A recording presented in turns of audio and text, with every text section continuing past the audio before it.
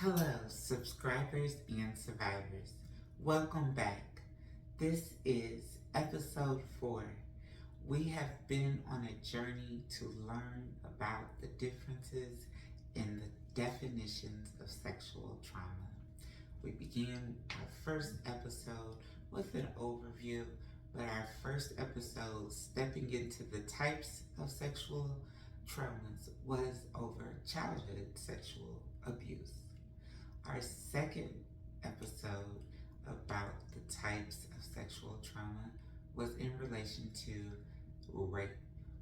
Today we will talk about sexual assault, and we will also talk a little bit more about rape and how it falls under the umbrella of sexual assault.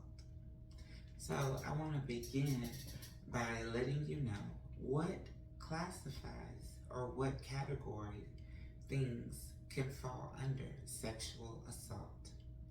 Sexual assault can include attempted rape. It can include fondling or unwanted touches of a sexual nature. It could be forced sexual acts that could include oral sex. Additionally, it could include penetration of the perpetrator by the victim at request, or penetration of the victim by the perpetrator without consent. So that explains what can be classified as sexual assault. Well, rape falls under sexual assault because of its guidelines. Rape is a form of sexual assault that includes specific terminology. The FBI defines rape as any penetration, no matter how slight, of the vagina or the anus with any body part or object. It could also include oral penetration by a sex organ of another person without consent. Consent is always mandatory.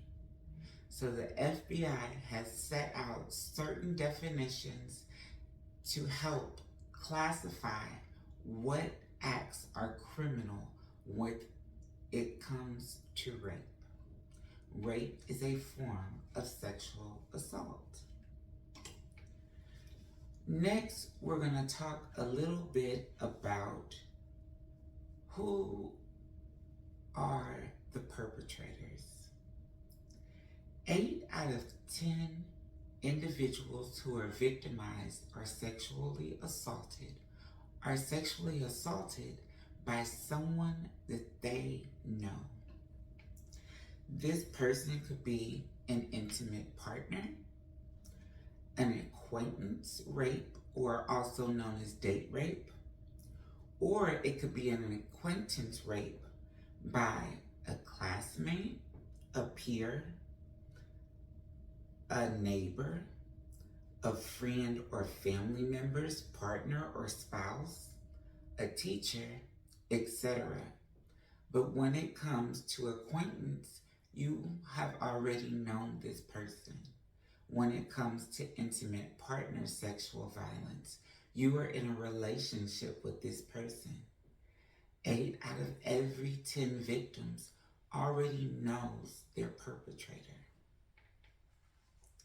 Well, what about the other victims? If there's 8 out of 10 that do know their perpetrators, 2 out of 10 do not. These refer to as stranger sexual assaults. The first one we will classify as a blitz sexual assault. Blitz sexual assaults are assaults by a person the victim has never been in contact with. The assaults are typically very brutal and very quick.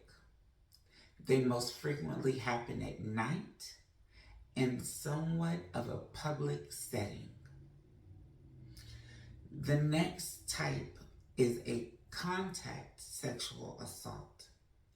In a contact sexual assault, the perpetrator makes contact with the victim and seeks to gain trust with the victim by either flirting, luring, coercing the victim into a specific situation in which a sexual assault can take place.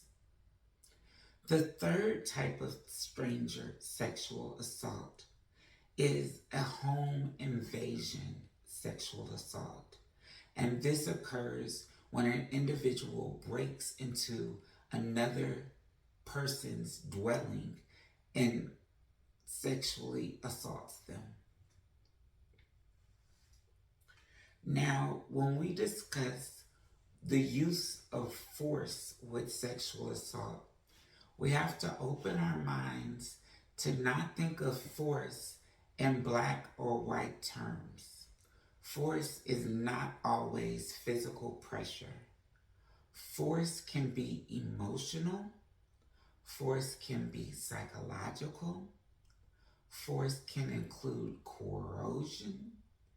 Force can include manipulation, and that word is coercion.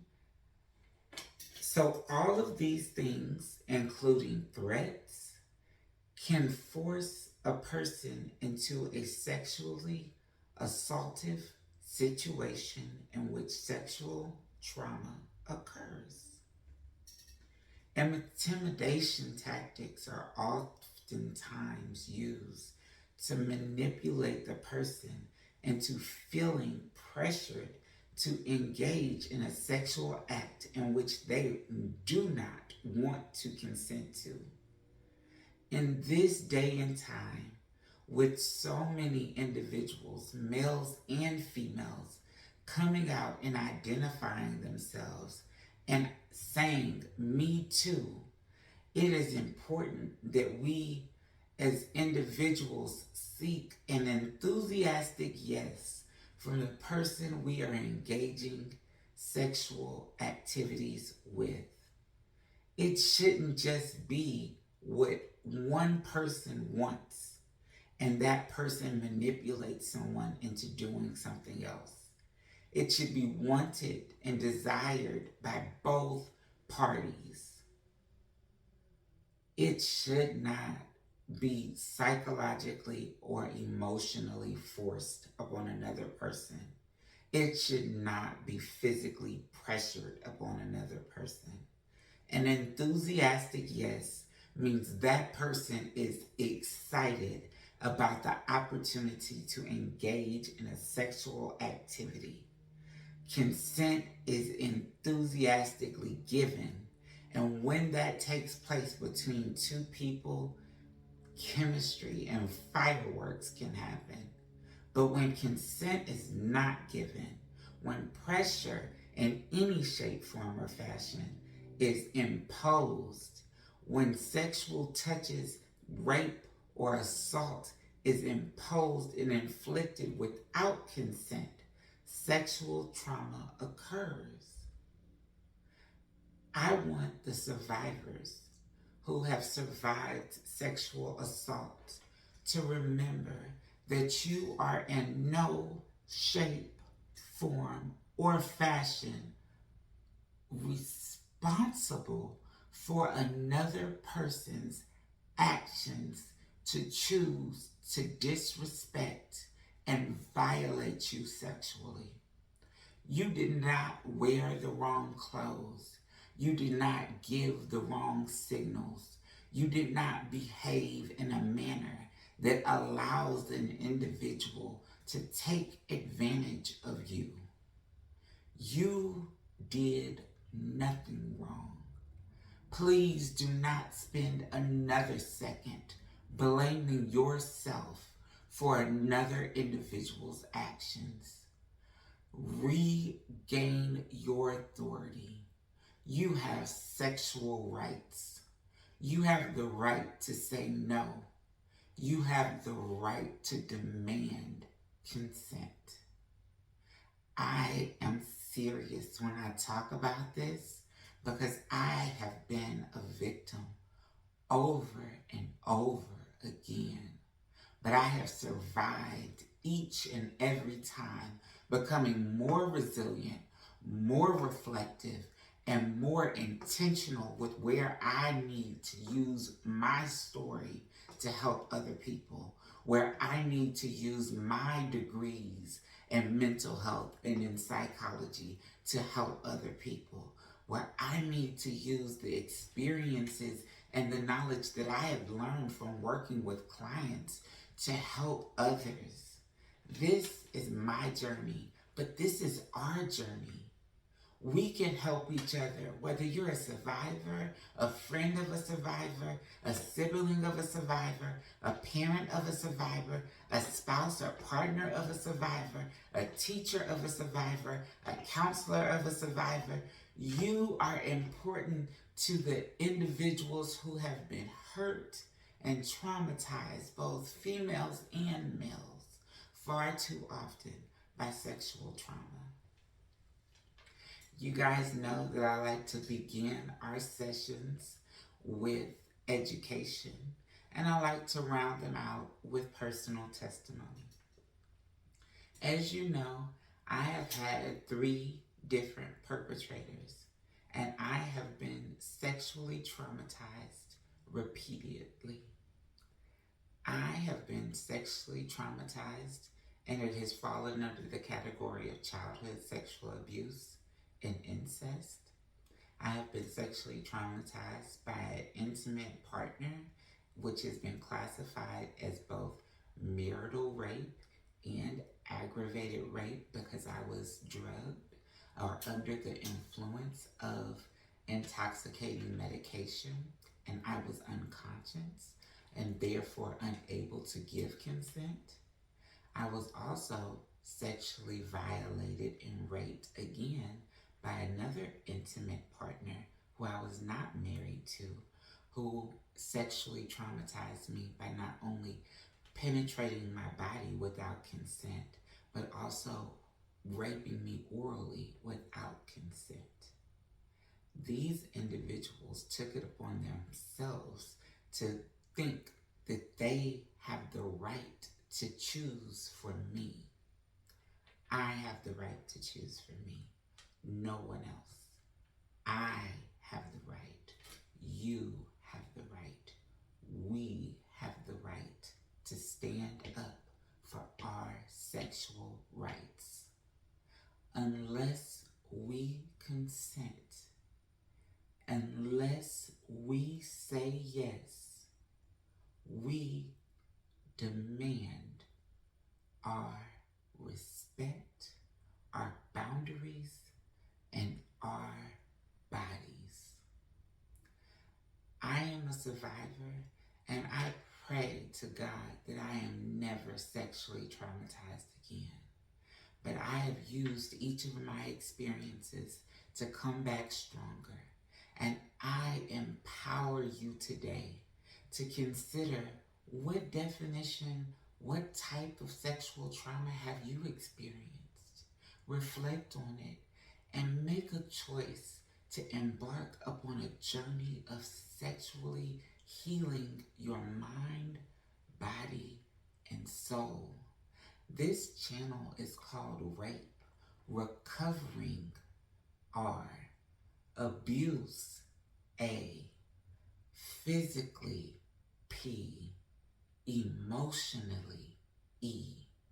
We need to heal holistically, and we can start by doing the work, by identifying our trauma, by identifying our feelings, by identifying the things that are trapping us and keeping us in a victim mindset so that we can reach a point of survivorhood, so that we can continue to heal as long as our sexual trauma impacts us.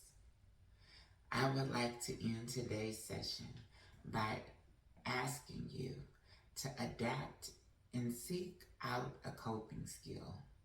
This is the first day of spring, so a coping skill that I plan to use today is to take a nice walk.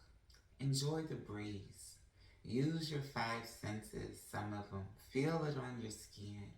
Feel the warmth of the sun. Hear the birds chatter. See the cars pass by. Enjoy the outside. Take your mind off of your stress and your trauma. Live in this moment, not in your hurt, but in your recovery, in your strength, and in your journey. You are a survivor. We are survivors. We are here. Women's International Month is here. We are survivors and we are so resilient. Let's empower one another. Please like, share, and subscribe to this YouTube channel. And I will see you guys soon. Also, reminder, next month, April, is Sexual Assault Awareness Month. My back wall is painted teal because teal is the color of sexual assault awareness, prevention, and awareness. So please get ready as we enter into mid-March. Let's get ready for the exciting month of April where we can tackle more of our sexual assault journeys and struggles and work together to work on our healing each and every day. Also, pay attention. Our YouTube shorts come out regularly. I would love for you to catch some insights on our week to week journey. See you next time, subscribers and survivors. I am Jessica Johnson Hewitt, and this is our channel, R.A.P.E, Recovering Abuse, Physically and Emotionally. Have a great day.